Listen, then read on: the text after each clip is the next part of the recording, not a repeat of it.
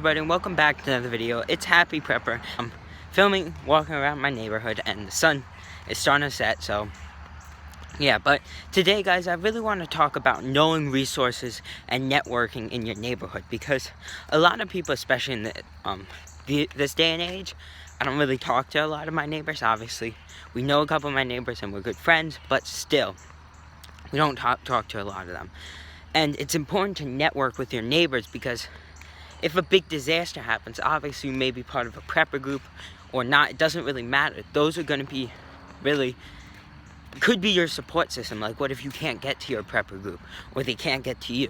Your neighbors, or maybe your prepper group can get to you, and your neighbors can really just help out. Because if there is a disaster, your neighbors and you're really going to be like a group, a survival group, or a network, if you really like it or not. And if you know your neighbors before, and when something happens, you could help each other out if they need it, or help them out, and then you could build like a network and a little community in a way. And if you do that before something happens, that's going to be key to survival, because you can't survive alone or in a small group. You need a bigger network of people, I personally believe. But also, to the second point, knowing your resources in your neighborhood, natural resources and sun. It's making my face look like super red.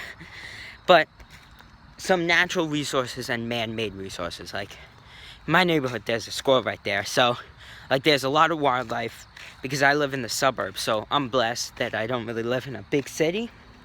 But like, there's a lot of creeks. So obviously, in normal times, would I ever drink that water or go near it? No, because it has a bunch of stuff that you would never want to put in your body. But even filtered, because they spray for mosquitoes. But in a shift situation, or in a big disaster, I may need to drink it and filter it out, because you need to.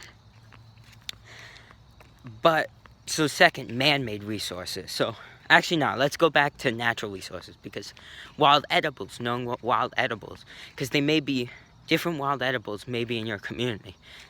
Maybe some wild edibles are in your state, they may not grow in your community. So you should know what wild edibles grow in your community. Second, man-made resources. So these are pools. Obviously, you could use pools for survival. I wouldn't drink them. You can filter out chlorine if you have the equipment, but if it has sunscreen in it, then you can't. So I wouldn't take the risk.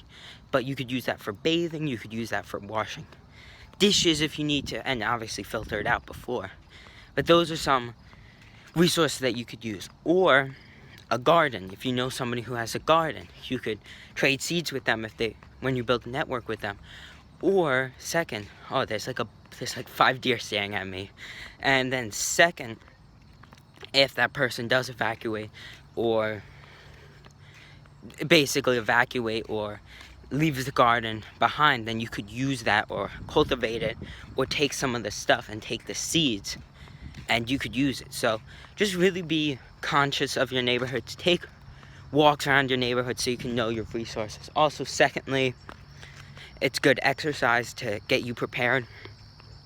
But really just take walks, take a mental note. Also, take mental note of different evacuation routes, just in case one gets cut off, and really try to memorize them or have them on some sort of paper. So thank you guys for watching this really short video. I really appreciate all your support. Like, it's crazy.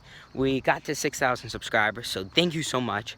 I said thank you like so many times. But I really appreciate it at the bottom of my heart. And yeah, you guys are really crazy how much you support me, but it's really great. Also, thank you for getting me some followers on Instagram. I got a couple followers on Instagram, which is crazy, because I just started and we're at 78 followers on Instagram.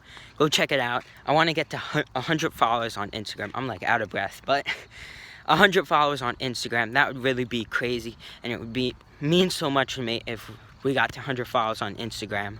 So go check out my Instagram. And for all the OGs on Instagram, thank you so much for following me on Instagram. Thought I heard a car. coming right behind me. So, didn't want to get hit. But thank you guys for subscribing me, following me on Instagram for the OGs, and really, I appreciate all the support. Smash that like button and subscribe to Happy Prepper. Happy Prepper,